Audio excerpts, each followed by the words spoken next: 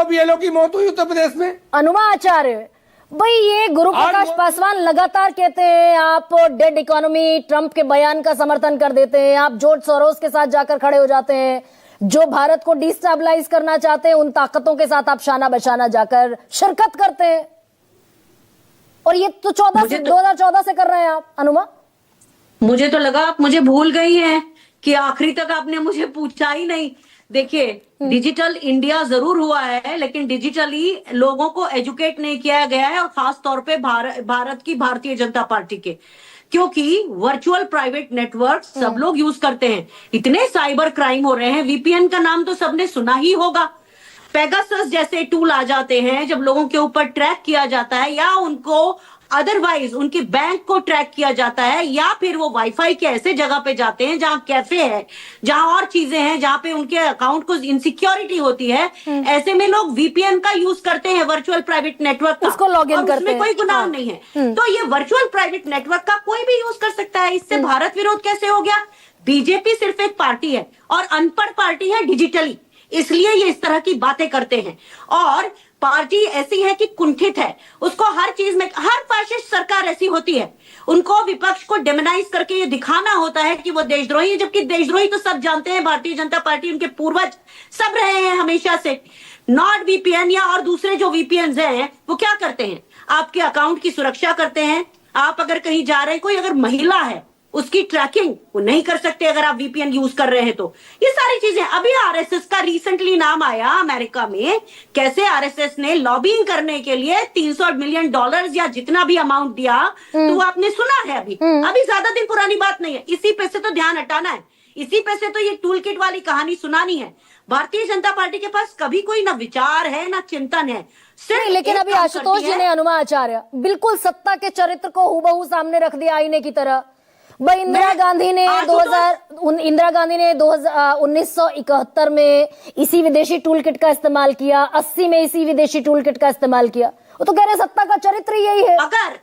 अगर मोरारजी देसाई सेमोर हर्ष से वो केस हार जाते हैं, जिसमें उनका सीआईए कनेक्शन उसने बताया था, और सेमोर हर्ष वो केस जीत जाता है, तो आप क्या कहेंगे?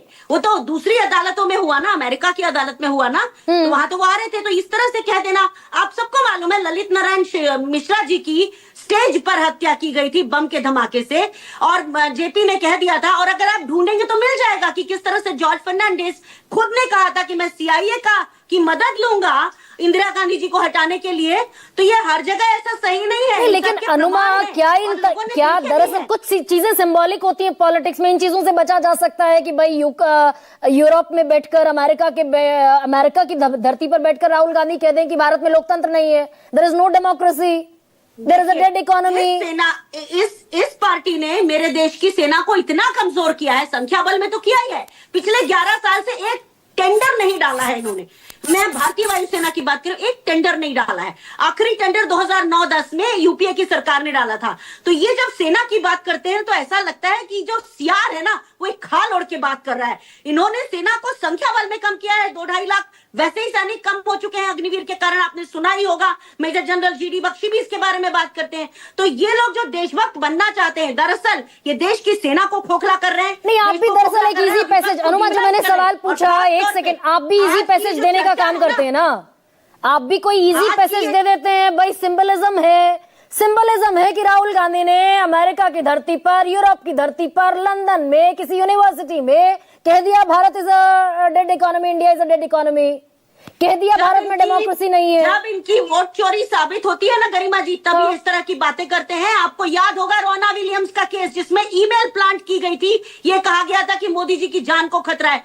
तो ये भारतीय जनता पार्टी के जो टूल किट है, ये अलग अलग जगह बैठकर इस तरह से करते हैं कि लोकतंत्र कमजोर हो, और उसके कारण ये दिन भर लोकतंत्र के जो विपक्ष के लोगों को टारगेट करते हैं। और आज का डिबेट भी इसीलिए है। पर अच्छा हुआ कि वर्चुअल प्राइवेट नेटवर्क के बारे में कम से कम दर्शक जानेंगे कि किस तरह से बीजेपी के लोग आज भी डिजिटली पूरी तरह से अनपढ़ हैं। और जो आपने देखा है, नहीं, आप आरोप लगाते हैं कि आपकी दरअसल आप आरोप लगाते हैं, आपको ट्रैक किया जाता है, सॉफ्टवेयर का इस्तेमाल किया जाता है, बीजेपी टूल किट का इस्तेमाल करती है आपके खिलाफ। पेगासस की बात अभी आप करती दिखाई दी। सुप्रीम कोर्ट ने कहा था मोबाइल फोन जमा कर दो, नहीं जमा किया राहुल गांधी ने। देखिए ये सारी बातें हैं ना, सुप्रीम कोर्ट कहां तक क्या है हाँ। अब तो हम कह भी नहीं सकते।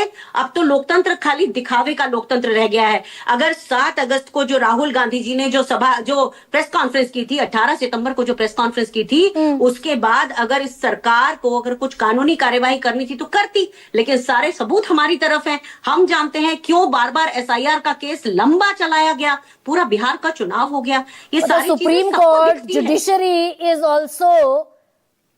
Judiciary is also compromise. अनुमाचार्य आप ये कह रही हैं, जो सुप्रीम कोर्ट में आपने एसआईआर को लेकर याचिकाएं दाखिल कर रखी हैं। आप अच्छी तरह जानती हैं कि ये कहना हाँ। किसी के लिए संभव नहीं है, अगर वो दिखता भी हो तो भी नहीं संभव है।